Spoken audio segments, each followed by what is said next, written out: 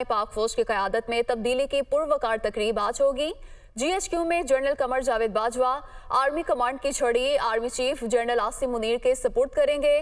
तकरीब में साबिक अस्करी क़यादत और आला फौजी अफसरान के अहले खाना भी शरीक होंगे।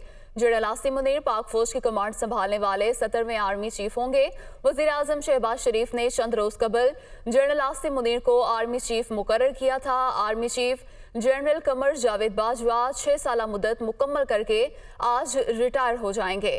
पाक फौज की क़यादत में तब्दीली की पुरवकार तकरीब आज होगी। GHQ में general Qamar Javed Bajwa army command की छड़ी army chief general Asim Munir के सपुर्द करेंगे और इस तकरीब में साबिक अस्करी क़यादत और आला फौजी अफसरान के अहले खाना भी शिरकत करेंगे।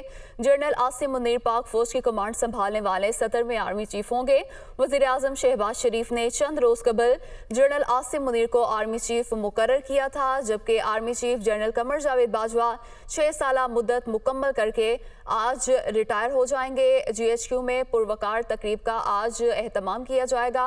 पाक फौज की क़यादत में तब्दीली की पुरवकार तकरीब आज होगी और आपको बताएं कि army chief general Qamar Javed Bajwa command की छड़ी army chief general Asim Munir के हवाले करेंगे।